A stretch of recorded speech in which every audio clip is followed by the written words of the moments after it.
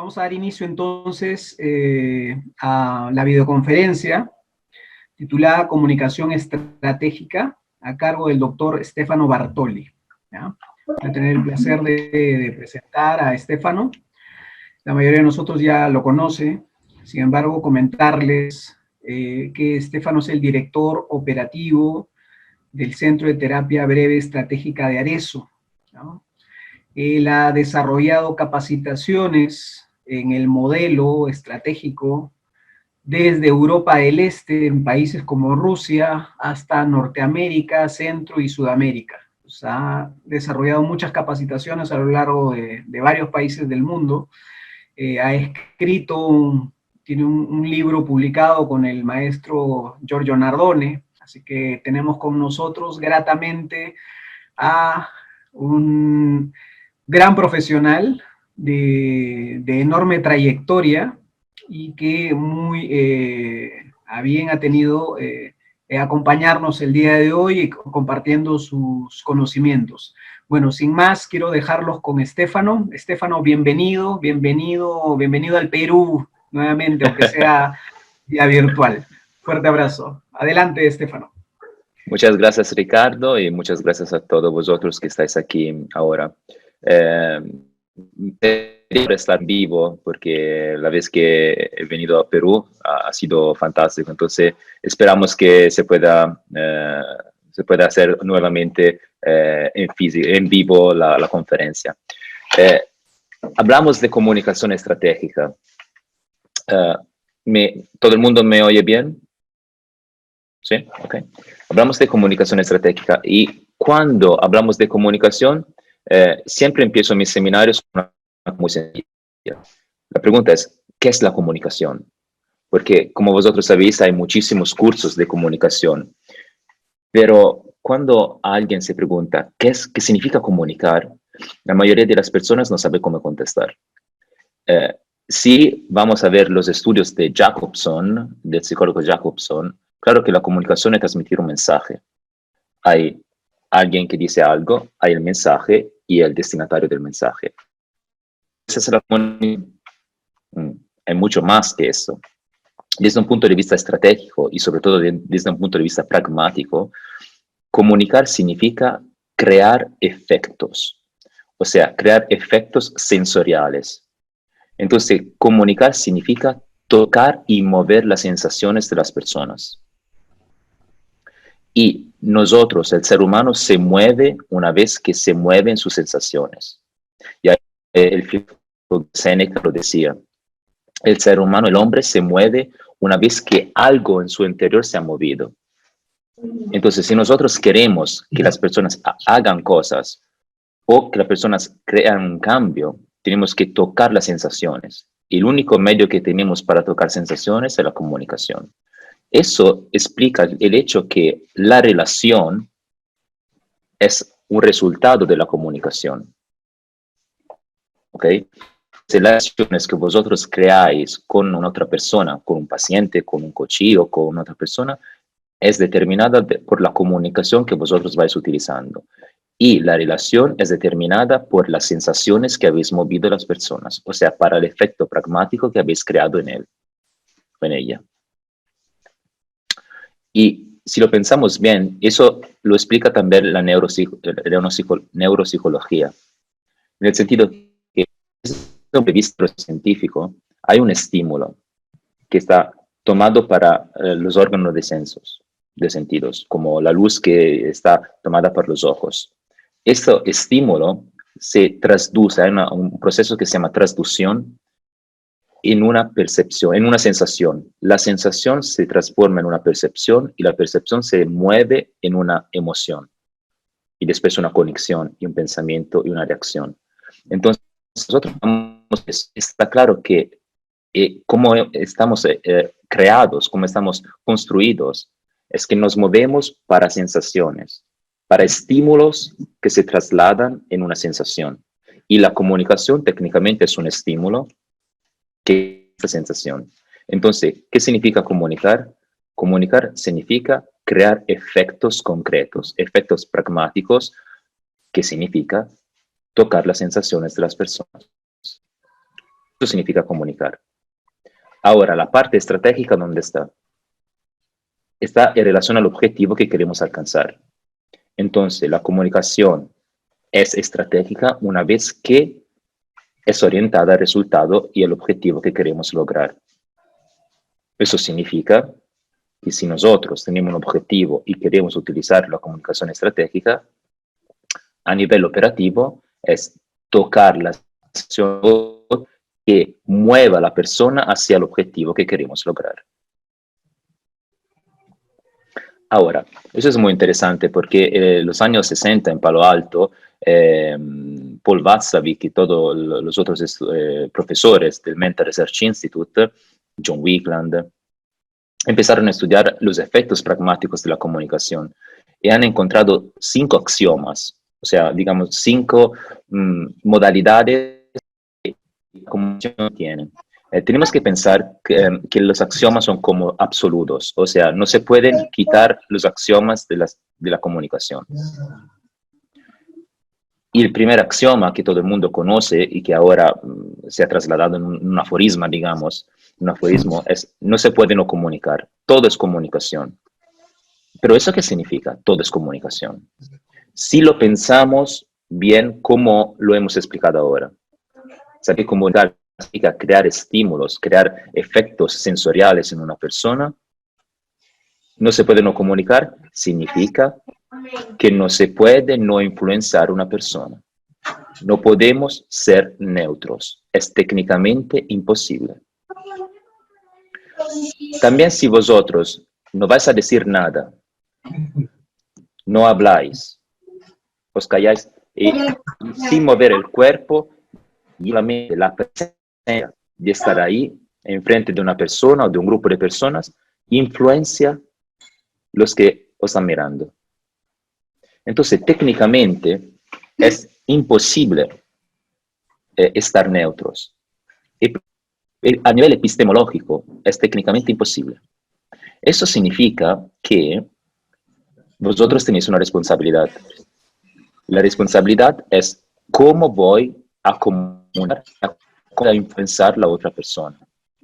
¿Cómo no se puede no comunicar? No se puede influenciar a la otra persona. Entonces, vuestra capacidad terapéutica de psicólogos o vuestra capacidad de coach o de consultor está relacionada a cómo vosotros influenciáis a la otra persona. Más allá de las técnicas. Claro, las técnicas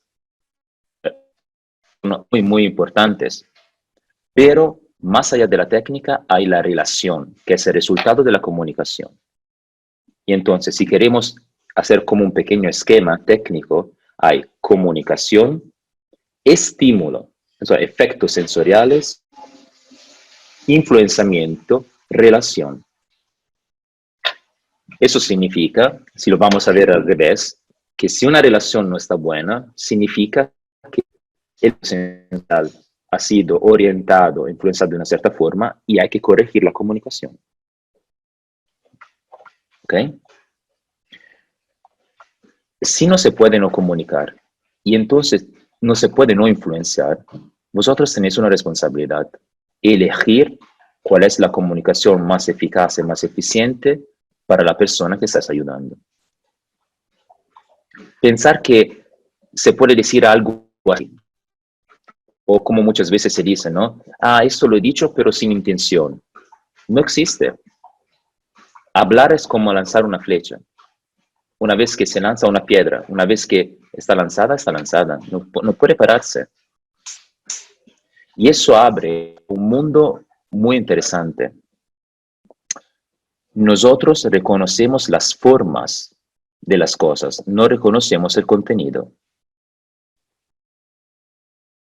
Eso significa que a nivel de comunicación es mucho más importante cómo vosotros vais diciendo las cosas de lo que vais a decir.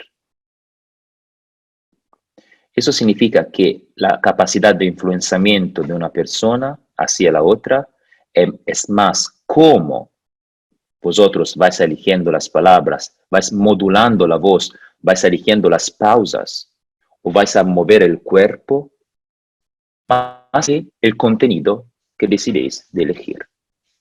Desde un punto de vista técnico, el contenido en principio mueve la forma, pero después es la forma que redefine el contenido, que después crea otra forma que define el contenido. Entonces, cuidar la forma no es algo superficial, es algo básico, en lo que está. Y eso también lo explica nuevamente la neuropsicología. Imagináis, y hago siempre este ejemplo cuando doy clases, imagináis a un hombre de la cueva, que sale de la cueva y ve un tigre. No conoce el tigre, como podemos conocerlo nosotros. Nosotros sabemos que es un tigre, que es muy peligroso porque tiene dientes así. La cueva no lo sabe. No conoce el contenido de lo que ve. No tienes, digamos, noticias sobre este animal, pero ve el animal, reconoce la forma y la forma transmite una sensación de peligro. Y sobre la sensación de peligro, el hombre de la cueva, ¿qué hace? Escapa y se salva. Entonces, nosotros hemos sobrevivido, o sea, el ser humano ha sobrevivido en el tiempo porque reconocía las formas de las cosas. Y pensáis a un animal, una mascota, un perro. Pensáis a un perro alfa que ve otro perro alfa, un macho alfa, dos machos alfas, ¿no? ¿Qué hacen los perros cuando ven otro perro? Muchas veces, si son un poco agresivos, hay todo un ritual de cambio de forma. En principio levanta la cola, si eso no es suficiente, van a poner más pelo, van a rizar pelo, después muestran los dientes, después empiezan a ladrar, van a morder el aire y al final, si esto no es suficiente, van a luchar. ¿Qué significa? El perro es lo mismo, pero lo que va cambiando a nivel de comunicación es la forma. El pelo cambia, muestra los dientes, muerde el aire. El contenido es lo mismo, cambia la forma, cambiando la forma, cambia el efecto. Eso explica que en realidad, como decía Oscar Wilde, solo los superficiales no juzgan de la apariencia. Porque desde un punto de vista de comunicación, la sustancia coincide con la apariencia. O sea, la forma coincide con el contenido y con el efecto. Entonces, ¿cómo se cuida la forma? Se cuida a través de la voz que vosotros vais utilizando, las palabras que vais eligiendo, el ritmo de la voz, la modalidad con la cual vosotros vais a decir las palabras. ¿No? Os habláis rápido y os coméis las palabras. Crea un efecto.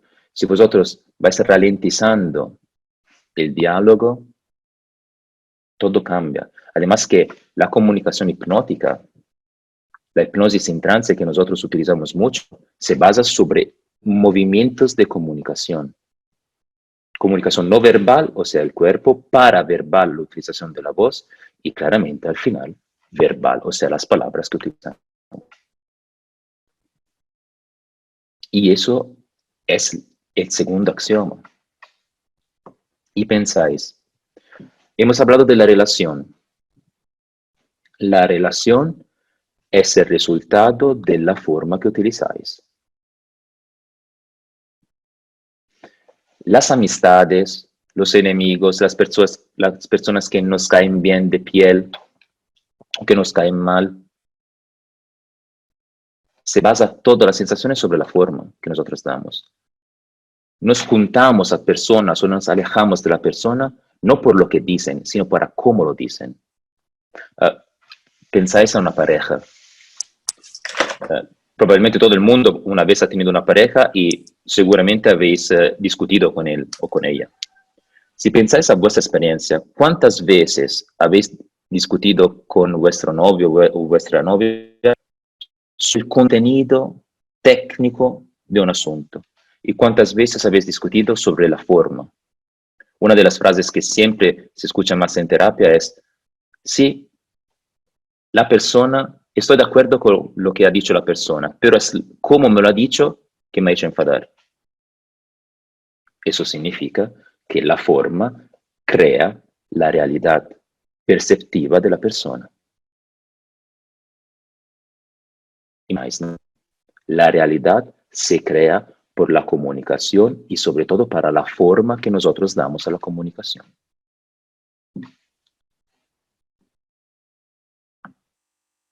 Ahora, eso es un poco la premisa teórica. Y podéis ver que no es nada nuevo, porque es la explicación de cómo nosotros funcionamos. La realidad es de cómo nosotros percibimos la realidad y de cómo nosotros la explicamos a través de la comunicación. Y cómo podemos crearla, podemos cambiarla a través de nuestra capacidad de comunicar. O sea, nuestra capacidad de influenciar los efectos sensoriales de la persona. Y de hecho, vosotros estáis estudiando el modelo estratégico. Si nosotros llamamos la percepción de una persona, estamos haciendo un acto terapéutico estratégico. Estamos creando una reestructuración perceptiva en relación a la realidad que la persona está viviendo. Entonces, vuestra capacidad como psicólogos, vuestra capacidad como coach, vuestra capacidad de consultor, se basa, más allá de la técnica, sobre la capacidad de cambiar la percepción de la realidad que la persona está viviendo. Y podéis cambiar la percepción de la realidad solamente a través de la relación que se establece a través de la comunicación. Si vosotros cambiáis la modalidad de comunicación, cambiáis la percepción de la realidad de la persona.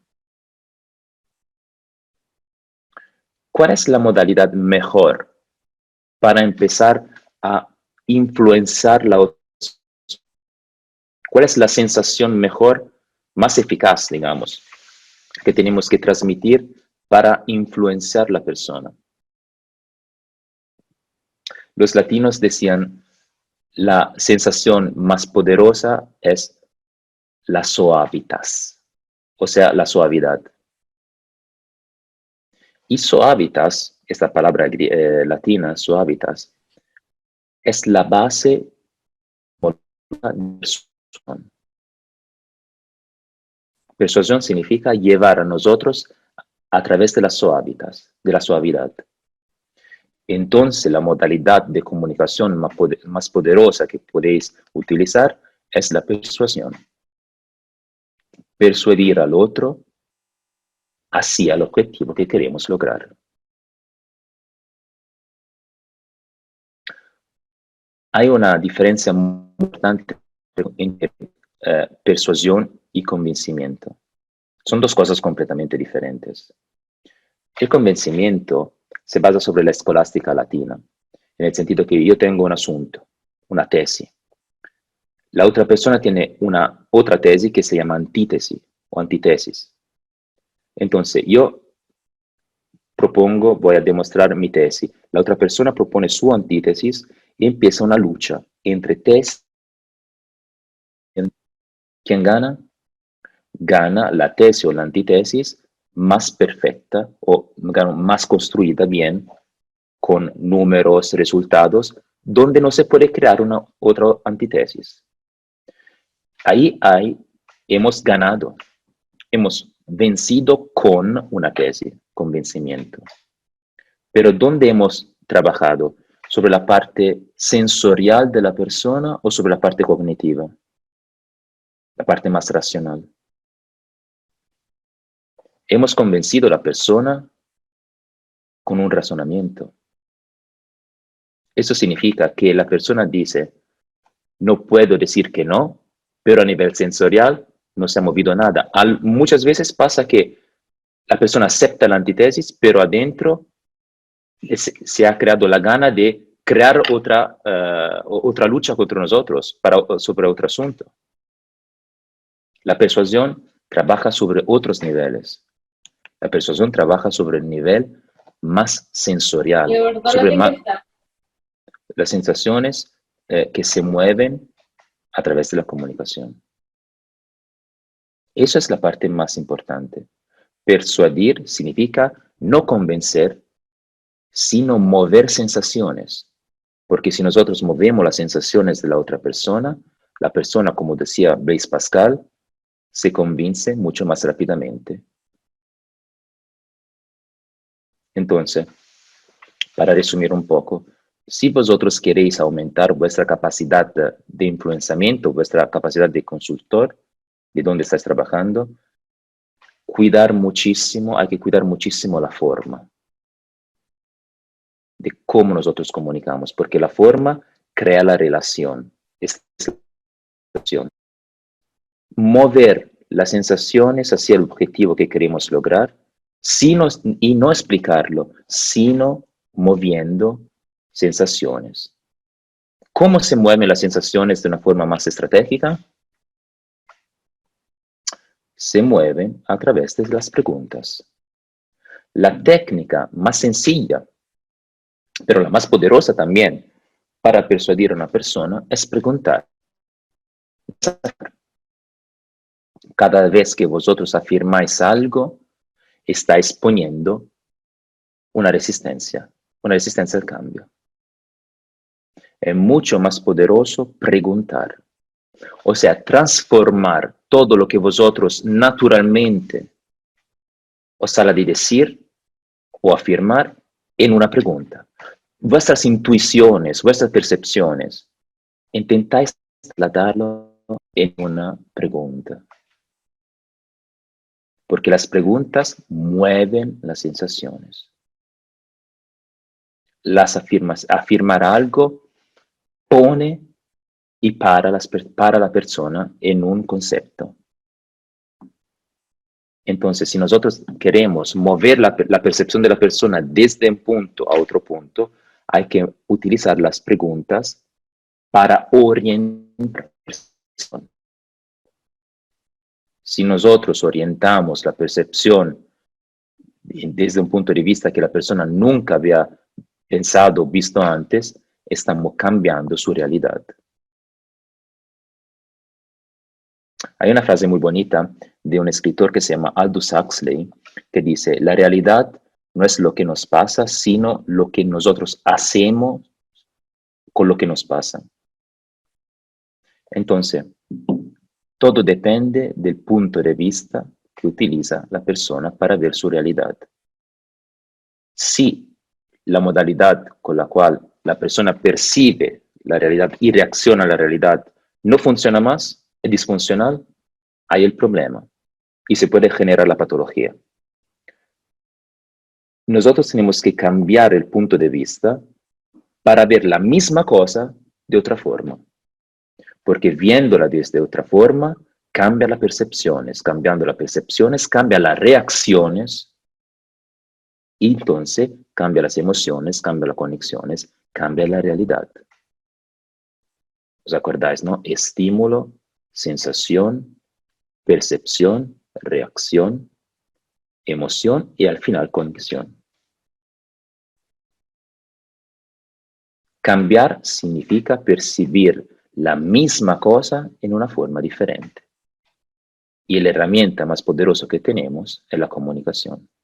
Y de hecho es el único verdadero herramienta, porque las otras son técnicas que añadimos y transmitimos a través de la comunicación.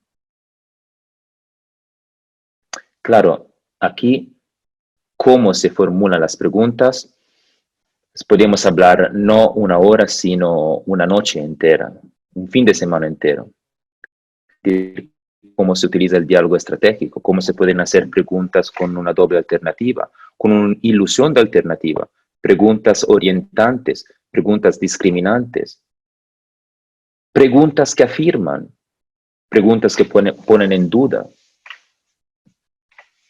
preguntas que pueden dar poder a la persona empowerment, crear un empowerment de la persona.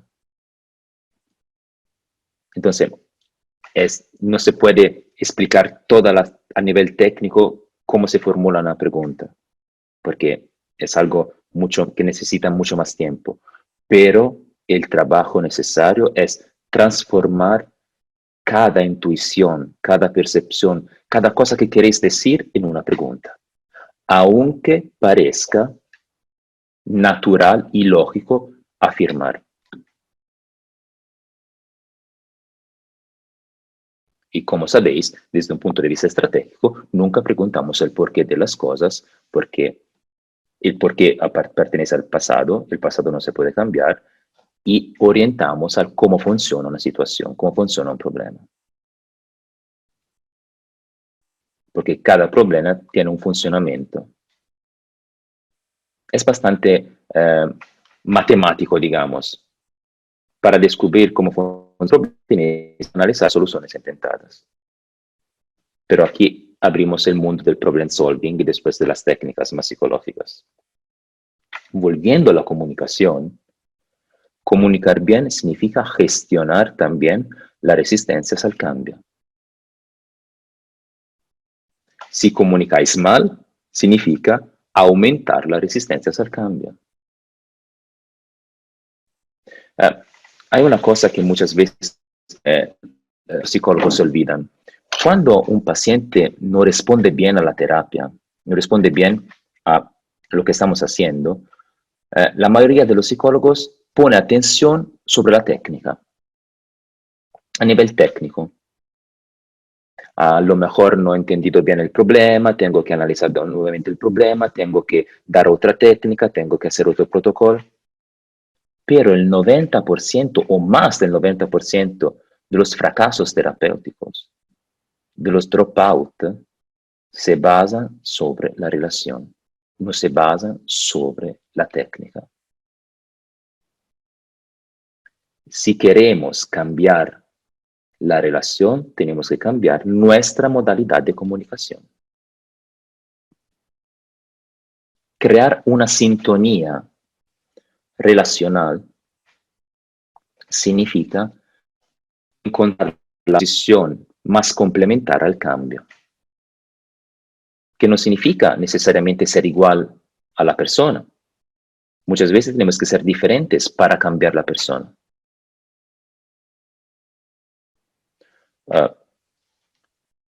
Pensáis, ¿no?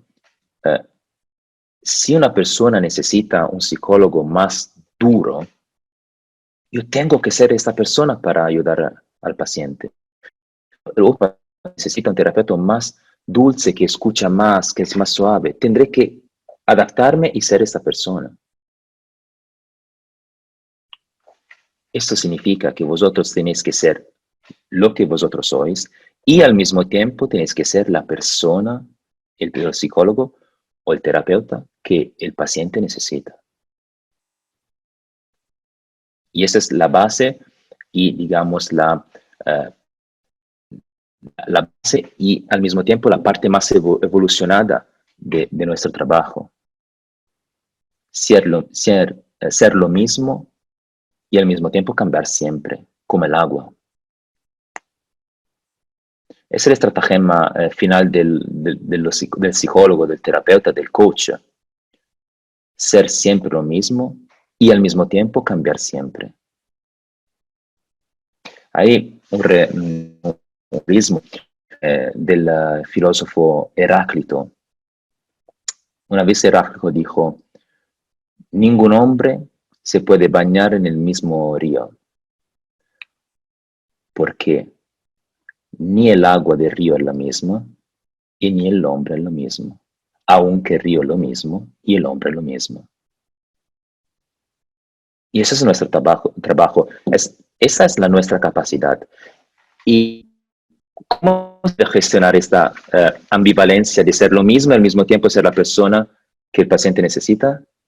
A través de la comunicación que nosotros utilizamos con nosotros mismos.